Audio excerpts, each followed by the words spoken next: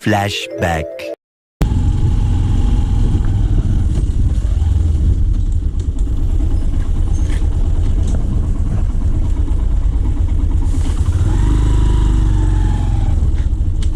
End of flashback. ഇത് തികച്ചും ഒരു അൺഎക്സ്പെക്റ്റഡായിട്ട് കിട്ടി വെക്കുന്നൊരു വീഡിയോ ആണ്. ഒരു ദിവസം ഞാനിങ്ങനെ ബൈക്കിൽ പൊയ്ക്കൊണ്ടിരിക്കുകയായിരുന്നു. അപ്പം ഞാൻ കണ്ടു ദൂരെ നിന്ന് ബസ് വരുന്നത്. എനിക്കറിയാം ഈ ഒരു റോഡിലൂടെ ഞാൻ കയറി പോകാമെന്നുണ്ടെങ്കിൽ ആ ബസ് പോകുമ്പോൾ ഉറപ്പായിട്ടും ഞാൻ വെളിയിലോട്ട് ചാടേണ്ടി വരും. നല്ല രീതിയിൽ കട്ടിങ് ഉള്ളതുകൊണ്ട് ഞാൻ ബൈക്ക് സൈഡിലോട്ട് ഒതുക്കി നിർത്തി. എന്നിട്ട് ആ ബസ് പോയി കഴിഞ്ഞാണെങ്കിൽ കയറി പോയേക്കുന്നത്. അപ്പം ഈ ഒരു കാര്യങ്ങളെല്ലാം ഞാൻ ഈ വീഡിയോ ഒക്കെ എടുത്ത് പറയുന്നുണ്ടായിരുന്നു വ്ളോഗ് ചെയ്യുന്ന സമയത്ത്. പക്ഷേ മൈക്ക് കറക്റ്റ് അല്ലാത്തതുകൊണ്ട് മൊത്തം വിൻഡായിപ്പോയി. അത് കഴിഞ്ഞ് ഞാൻ തിരിച്ചു പോകുന്ന വഴിക്ക് ആ ബസ് കണ്ടു. പോകുന്ന വഴിക്കാണ് ഈ ഒരു ആക്സിഡൻറ്റ് ഉണ്ടായത്. കണ്ടോ, കറക്റ്റായിട്ട് ആ ഒരു ചേട്ടൻ അതിൻ്റെ ഇടയ്ക്കോട്ട് വന്ന് വീണിട്ടുണ്ട്.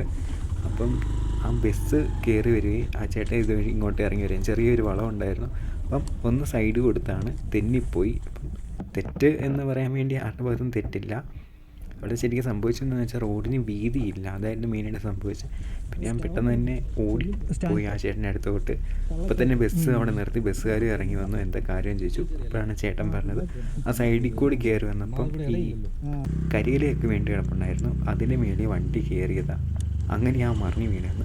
പിന്നെ കുഴപ്പമൊന്നുമില്ല എന്ന് പറഞ്ഞിട്ട് ആ ചേട്ടൻ പോയി. അതിന് ബസ്സുകാർ പോയി. അതുവഴി കുറച്ച് വണ്ടിക്കാരൊക്കെ വന്നായിരുന്നു, അവരെല്ലാം നിർത്തിയായിരുന്നു.